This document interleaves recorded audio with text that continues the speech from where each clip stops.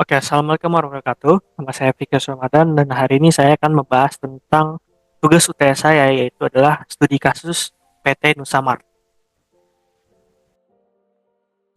Oke, apa sih itu bisnis retail?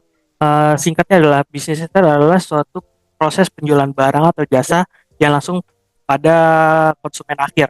Ini bertujuan untuk barang ini langsung dikonsumsi pribadi dan tidak diperjualbelikan lagi.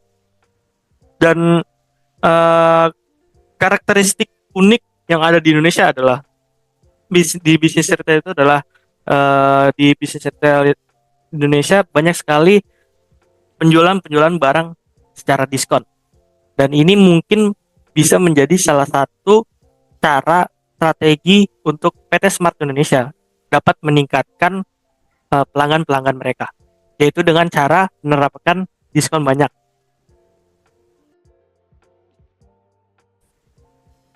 Oke, ada tiga faktor utama yang membedakan bisnis retail Indonesia dengan di luar negeri. Yang pertama ada faktor wilayah atau demografis.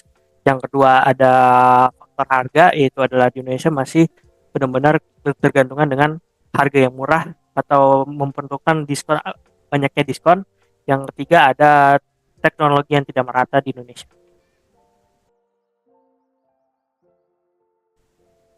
Oke, kita bisa lihat bahwa dalam studi kasus tadi, PT Nusa Mart ini mengalami pelanggan yang stagnan atau tidak bergerak atau penjualannya tidak berkembang.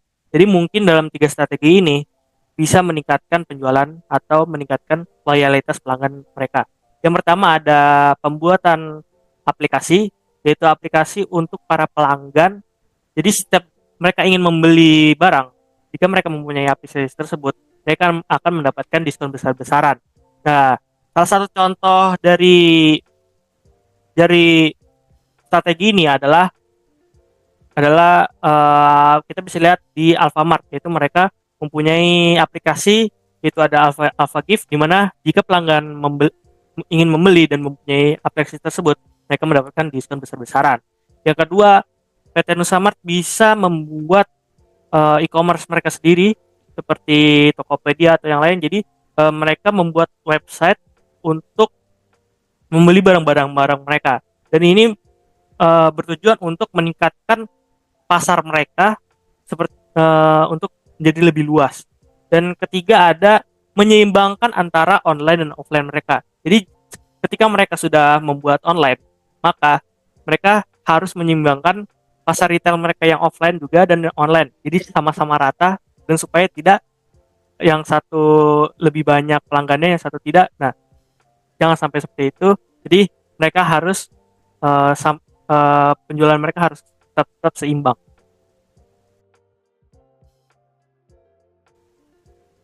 Oke, selanjutnya kita akan membahas tentang SDM mereka, yaitu ada sumber daya manusia mereka. Kita bisa lihat bahwa di studi kasus tadi mereka memiliki turnover rate sebanyak 25%. Ya, dan ini sangat bahaya sekali untuk perusahaan mereka. Maka mungkin ini adalah dua strategi yang baik untuk dijalankan. Yang pertama adalah pelatihan atau perkembangan karir untuk karyawan-karyawan mereka. Karena dengan adanya perkembangan karir dan pelatihan, karyawan-karyawan mereka di dalam mungkin akan bekerja di dalam PT Nusamart ini. Mereka tidak merasa stagnan, karir mereka mungkin akan bisa berkembang di dalam perusahaan mereka. Itu adalah perusahaan PT Nusamart ini.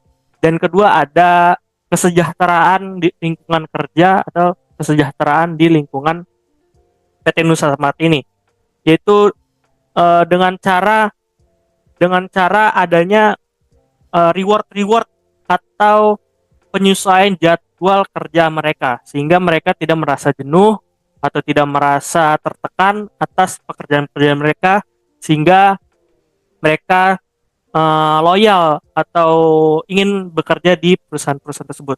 Salah satu contoh dari reward ini yaitu adalah perusahaan IKEA. Kita bisa lihat bahwa IKEA sangat tersusun sangat tersusun bahwa jika mereka melakukan sesuatu yang baik, maka mereka akan mendapatkan reward-reward yang mereka yang mereka janjikan. Oke, selanjutnya ada hubungan antara pelanggan mereka. Bisa dilihat bahwa di studi kasus tadi ada sekitar 40% pelanggan yang tidak merasa dilayani atau merasa kurang.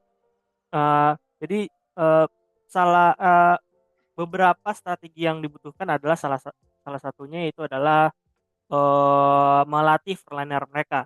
Jadi mana dengan melatih frontliner mereka, para para pelanggan ini merasa dihormati, merasa di bahwa oh, PT Smart ini benar-benar ingin melayani si konsumen ini. Dan yang kedua ada pembuatan feedback, digital feedback.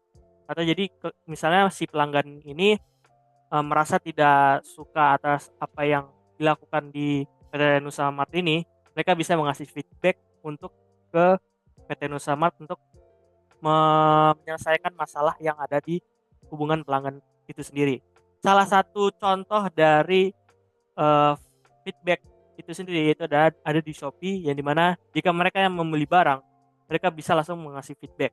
Dan contoh dari uh, frontliner yang bagus yaitu adalah di di perusahaan atau di retail Family Mart, yang dimana kalau Anda ke Family Mart, maka frontliner mereka ya kasir atau seperti yang suka ngisi-ngisi barang, itu mereka sangat cepat untuk menangani semua masalah dan sangat melayani para pelanggan mereka. Oke, yang terakhir adalah masalah tentang pengelolaan inventory. Di dalam studi kasus tadi, bisa dilihat bahwa PT Nusa Mart ini memiliki banyak masalah tentang barang yang populer itu sangat laku dan habis, sedangkan barang yang tidak laku menumpuk, sehingga biaya stok atau penyediaan mereka menjadi lebih mahal atau lebih tinggi. Dan ini adalah beberapa strategi untuk mengurangi masalah inventories mereka. Yang pertama itu adalah uh, membuat membuat digital real time, yaitu bagaimana sistem ini membuat barang-barang yang sudah laku dibeli akan langsung diberitahu bahwa barang ini harus langsung di restock, dan jika barang-barang yang belum laku maka penyediaan mereka akan dikurangi. Yaitu adalah strategi sistem real time digital. Salah satu perusahaan yang telah menerapkan ini adalah perusahaan luar negeri, yaitu adalah Walmart. Jadi mereka ada barang yang laku langsung di restock, dan barang yang tidak laku penyediaan mereka dikurangi. Itu adalah strategi real time, strategi sistem real time. Dan yang kedua ada dashboard analytic, yaitu dengan cara melihat ke kasir atau menganalisis proses penjualan mereka, yaitu di kasir mereka, dilihat bahwa mana sih barang-barang yang laku dan yang tidak laku.